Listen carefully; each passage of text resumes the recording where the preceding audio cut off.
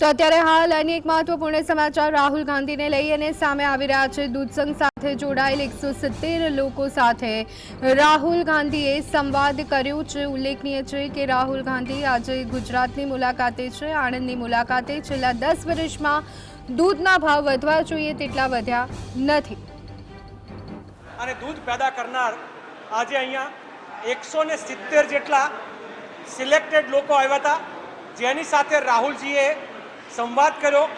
દૂધ ઉત્પાદક સંગોષ્ઠી રાખી હતી, કારણ કે ગુજરાતમાં દૂધ ઉત્પાદકો જે છે એના અત્યારે બહુ જ ભયંકર સવાલો ઊભા થઈ રહ્યા છે। દૂધ પેદા કરનાર પોતે અત્યારે દૂધ પી ન શકે એવી સ્થિતિ થઈ ગઈ છે।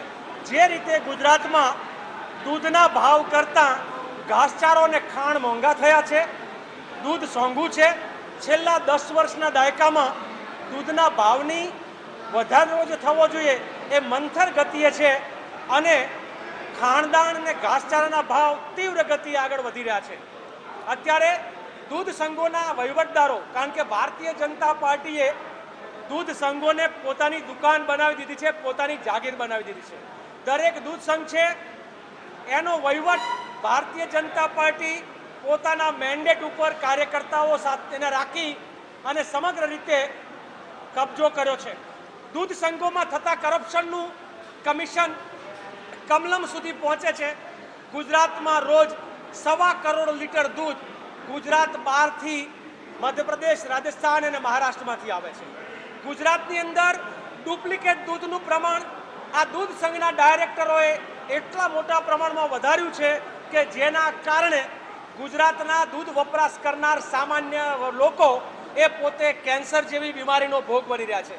એટલે આખો આ દૂધનો કારોબાર, જે દૂધનો ઉજળો ધંધો છે એનો કાળો કારોબાર કરી નાખનાર ભારતીય જનતા પાર્ટીના શાસકો, ગુજરાત મિલ્ક માર્કેટિંગ ફેડરેશન, એ અમૂલ હોય કે સુમૂલ, એ સાબર હોય કે સાગર, એ સુરસાગર હોય કે પંચામૃત, આ બધા જ લોકોએ દૂધ સંઘના પદાધિકારીઓ અને દૂધ સંઘના નેતાઓએ મળીને દૂધ ઉત્પાદકોને શોષણ કરવાનું શરૂ કર્યું છે। એની સામે આજે વધુ ઉઠ્યો છે। નોકરીની ભરતીમાં 35 લાખ રૂપિયા એક વ્યક્તિની ભરતીમાં લેવાય છે। દૂધ મંડળીઓને અવાજ ઉઠાવે તો બંધ કરી નખાય છે। દૂધ મંડળી અવાજ ઉઠાવે તો એનું દૂધ લોમાં કરી દે અને દૂધ મંડળી ખતમ કરી નાખે છે। આ બધી પરિસ્થિતિઓની સામે ગુજરાતના દૂધ ઉત્પાદકો ભાવ વધારો વર્ષે જે 18 થી 20% મળવો જોઈએ એના બદલે ક્યાંક 5%, ક્યાંક 7% મળે છે, જેના કારણે અત્યારે ગુજરાતના દૂધ ઉત્પાદકો જે છે એ તબેલાઓ બંધ કરવા લાગ્યા છે, પશુપાલન બંધ થવા લાગ્યું છે। ગુજરાતના ચરિયાણો ભારતીય જનતા પાર્ટીએ પોતાના વેપારના સાધનો બનાવી દીધા છે। એટલે એક તરફ ચરિયાણ નહીં, એક તરફ ખાનદાન સસ્તું નહીં, આ બધી પરિસ્થિતિની સામે લડવા માટે નક્કી કર્યું છે કે ગુજરાતની અંદર દૂધ સત્યાગ્રહના નામે લોકોના હક અને હિસ્સા માટે, દૂધ ઉત્પાદકો માટે થઈ અને કોંગ્રેસ પાર્ટી એ જન આંદોલનને સમર્થન આપશે।